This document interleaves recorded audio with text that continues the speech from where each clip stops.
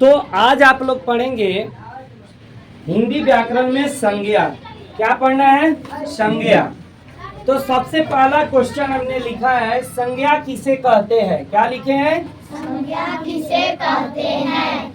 तो उसका आंसर यहाँ पे होगा, किसी भी व्यक्ति, वस्तु, स्थान, जानवर या भाव, कोई भाव प्रकट किया जाए को संज्ञा कहा जाता है। किसी भी व्यक्ति, वस्तु, स्थान, जानवर या भाव को क्या कहते हैं? संज्ञा। उस सब के नाम को क्या बोलेंगे? संज्ञा।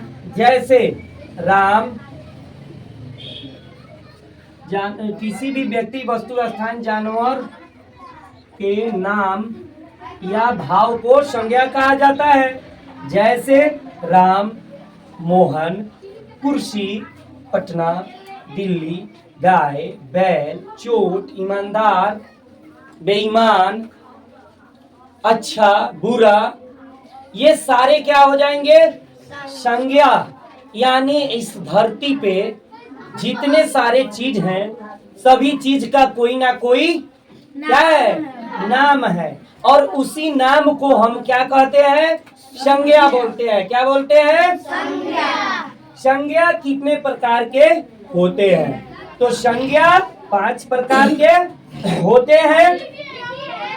पहला व्यक्तिवाचक संज्ञा, दूसरा जातिवाचक संज्ञा, तीसरा समूहवाचक संज्ञा, चौथा द्रव्यवाचक संज्ञा और लास्ट भाववाचक संज्ञा।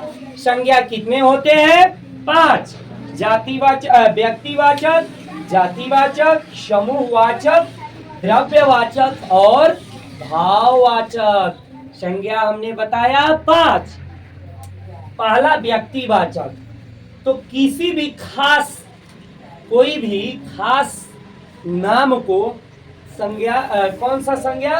व्यक्तिवाचक संज्ञा कह सकते हैं। ठीक है, कोई भी खास चीज का नाम है। जैसे राम एक लड़का का नाम है। लड़का कह दिया जाए तो बहुत सारे माने लड़का जाति का बोध हो जाएगा, लेकिन वहीं जब हम राम कहे तो राम क्या बन गया? कोई खास नाम बन गया, इसलिए राम व्यक्तिवाचक हो गया।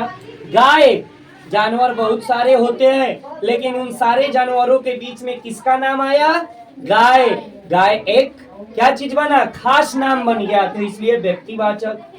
पटना, बहुत सारे शहर हैं, लेकिन प्रॉपर पटना का नाम ले रहे हैं, तो इसलिए पटना क्या हो जाएगा? ये भी खास शहर का नाम हो गया, तो व्यक्तिवाचक संज्ञा। सेकेंड नंबर, जातिवाचक संज्ञा क्या होते हैं?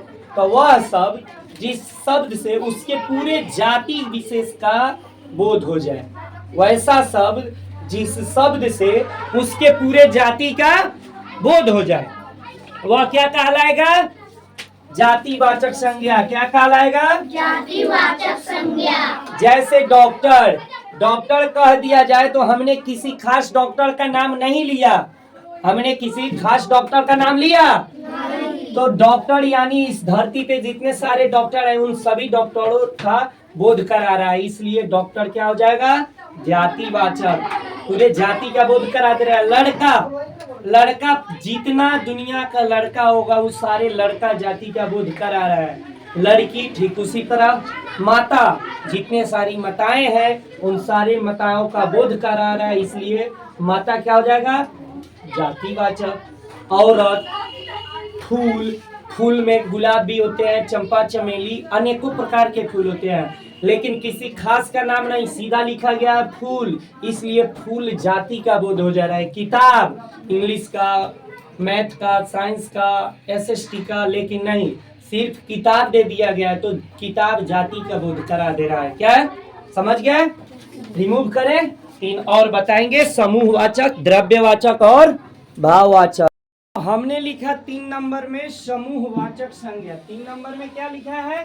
समूहवाचक संज्ञा वह शब्द जिस शब्द से एक समूह या वर्ग विशेष का बोध हो, उसे समूहवाचक संज्ञा कहते हैं। मतलब वैसा शब्द जिससे पूरे एक समूह का बोध हो जाए। जैसे सेना, तो सेना 1 2 तो नहीं रहते हैं, सेना कितने रहते हैं? 10, 20, 50, 100, सेना का एक दल होता है ना, वर्ग।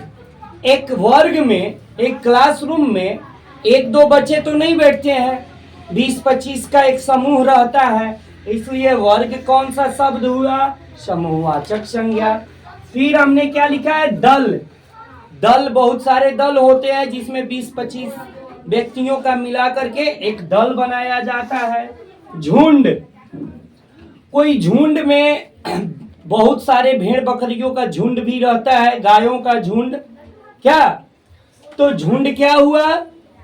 समूहवाचक। एक समूह बना करके रहता है। भीड़, भीड़ जहाँ पे इकट्ठा होते हैं वहां पे भी बहुत सारे लोग हो जाते हैं, तो भीड़ भी एक समूह बन जाता है।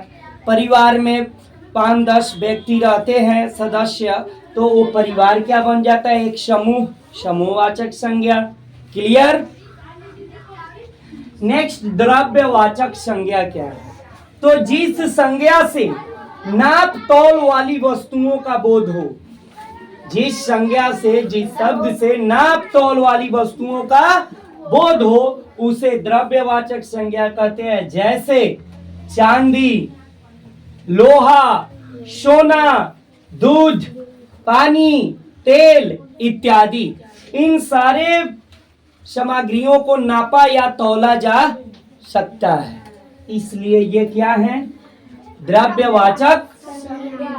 लास्ट, भाववाचक, जिससे भाव प्रकट किया जाए, या जिस संज्ञा शब्द से व्यक्ति या वस्तु के गुण, धर्म, दशा अथवा व्यापार का बोध होता है, उसे भाववाचक संज्ञा कहते हैं। जैसे ईमानदारी, किसी व्यक्ति का गुण क्या होता है? उसकी ईमानदारी।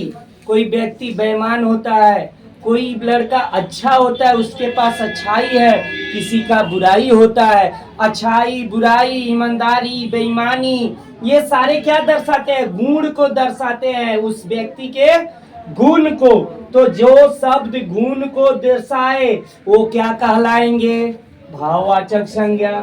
ईमानदारी, नम्रता, उस बच्चे के पास नम्रता है तो उसके गुण का प्रदर्शन हो रहा है। यहाँ पे क्या चीज? नम्रता। मिठास, मिठास। चाल, लंबाई, छोटाई, बड़ाई, तो ये सारे क्या हो जाएंगे? भाववाचक, यानी भाव को, गुण को, दशा को, दिशा को, व्यापार को बोध करा रहे हैं, इसलिए ये क्या होंगे? भाववाचक। तो आज क्या पढ़े आप लोग? संज्ञा। क्या पढ़े? संज्ञा। संज्ञा 5 कौन कौन से? व्यक्तिवाचक, जातिवाचक, समूहवाचक, द्रव्यवाचक, भाववाचक संज्ञा।